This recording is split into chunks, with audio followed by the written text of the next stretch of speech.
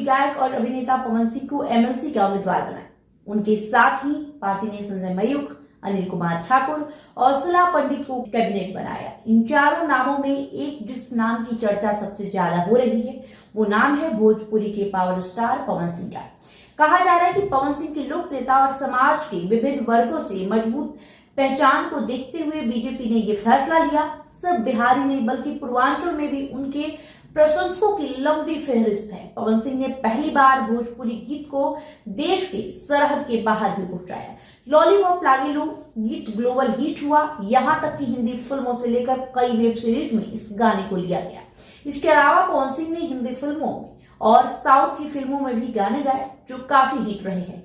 पवन सिंह को भाजपा ने लोकसभा चुनाव 2024 में पश्चिम बंगाल के आसनसोल सीट से टिकट दिया, लेकिन भोजपुरी में बंगाली गीतों को लेकर अश्लीलता परोसने के नाम पर पवन सिंह ट्रोल हो गए। इसके बाद भोजपुरी कलाकार पवन सिंह ने टिकट को वापस कर दिया।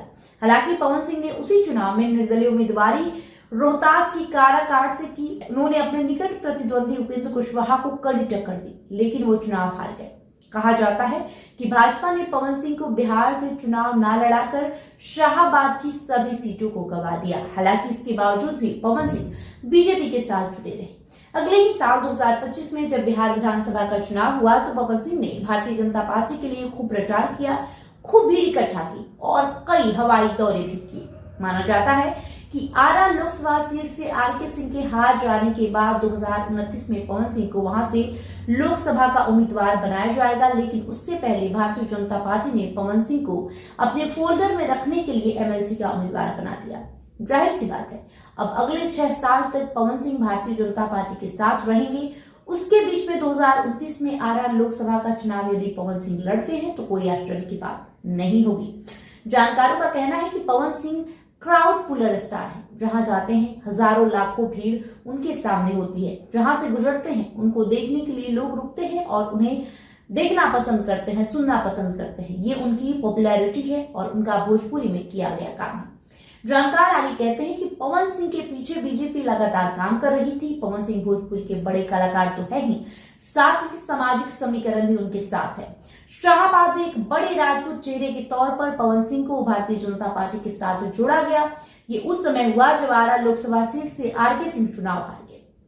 आपको बताएं, इसे लेकर जानकारों का मानना है कि पवन सिंह लगातार भारतीय जनता पार्टी के लिए कैंपेन करते रहे हैं। आने वाले समय में भाजपा पवन सिंह का उपयोग उत्तर प्रदेश के चुनाव में भी करेगी, क्योंकि पवन सिंह पूर्वांचल के इलाके में भी काफी प्रसिद्ध है और भीड़ जुटाने वाले कलाकार हैं। जानकारों का कहना है कि भोजपुरी कलाकार होने के साथ साथ उत्तर प्रदेश में इनके राजपूत होने का भी फायदा मिलेगा। पवन सिंह भोजपुर के जुकहरी गांव के रहने वाले हैं। बचपन से ही भोजपुरी गीत गाते रहे हैं। उनके चाचा इनके पहले गुरु बताए जाते हैं और अब तक इन्होंने अपने शिक्षा की जानकारी कहीं साझा नहीं की, तो इन्होंने कितनी तक पढ़ाई की है ये किसी को जानकारी नहीं है। हालांकि ये भोजपुरी के पावर स्टार कहे जाते हैं। शाहाबाद के आरा, बक्सर, सासाराम, काराकाट के साथ साथ यूपी के पूर्वांचल में इनका अच्छा खासा फैन फॉलोइंग है और उनके कार्यक्रमों में लाखों की भीड़ उमड़ती है। पवन सिंह की पहली शादी नीलम सिंह से हुई। वो शादी दिसंबर 2014 में हुई, लेकिन मार्च 2015 में उन्होंने खुदकुशी कर ली। हालांकि अब तक ये खुलासा नहीं हुआ कि नीलम सिंह ने इतना बड़ा फैसला क्यों लिया और उनके साथ पवन सिंह का क्या विवाद रहा। भोजपुरी स्टार पवन सिंह का विवाद भोजपुरी अभिनेत्री अक्षरा सिंह के साथ भी हो चुका है। कहा जाता है कि दोनों के बीच में अफेयर था। दोनों जल्द ही शादी करने वाले थे, लेकिन किसी बात पर विवाद हुआ और दोनों अलग हो गए। फिर दोनों ही मीडिया में आकर एक दूसरे पर जमकर आरोप प्रत्यारोप लगाते रहे। हालांकि दोनों अलग हो चुके हैं, अब एक दूसरे को देखना भी पसंद नहीं करते। 2018 में पवन सिंह ने दूसरी शादी ज्योति सिंह से की, लेकिन ये शादी भी बहुत दिनों तक नहीं चल सकी। हालांकि बीच में लोकसभा चुनाव के समय दोनों के बीच में सुलह जरूर हुआ, लेकिन अभी तलाक का मामला आरा सिविल कोर्ट में चल रहा है।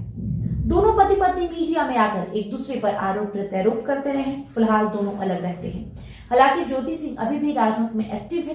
काराकाट से वो विधानसभा चुनाव लड़ चुकी हैं, लेकिन उन्हें बिहार का मुंह देखना पड़ा था।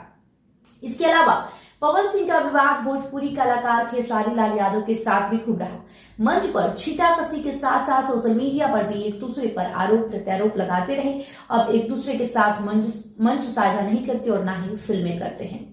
एक प्रमोशनल इवेंट के दौरान पवन सिंह का एक वीडियो खूब वायरल हुआ, जिसमें वो हरियाणवी एक्ट्रेस अंजलि राघव की कमर को गलत तरीके से छूते हुए नजर आए। इस घटना के बाद अंजलि काफी असहज हो गई थी और उन्होंने सार्वजनिक रूप से नाराजगी जताते हुए भोजपुरी इंडस्ट्री छोड़ने तक की बात कह दी। बाद में पवन सिंह ने इस पर माफी मांगी और अंजलि ने मामला आगे न बढ़ाने का फैसला किया। जानकार इसे लेकर कहते हैं कि विवाद हर व्यक्ति से जुड़ा रहता है। यदि पवन सिंह के साथ विवाद जुड़ा हुआ है तो उससे बड़ी उनकी पहचान है। भारतीय जनता पार्टी में ऐसे कई नेता हैं जिनके साथ विवाद रहा है। यदि उनके विवादों को दरकिनार कर दिया जाए तो पवन सिंह क्राउड पुलर है और सामाजिक समीकरण में फिट बैठते हैं। राजनीतिक पार्टियों में विवाद को व्यक्तिगत मानती है और वो विवाद व्यक्तिगत तब तक रहता है जब तक उसका असर पार्टी और वोट पर ना पड़े। पवन सिंह भारतीय जनता पार्टी के लिए एसेट साबित होंगे। आपको क्या लगता है कमेंट करके जरूर बताएं। फिलहाल इस वीडियो में इतना ही। वीडियो को लाइक और शेयर करें। बहुत बहुत शुक्रिया।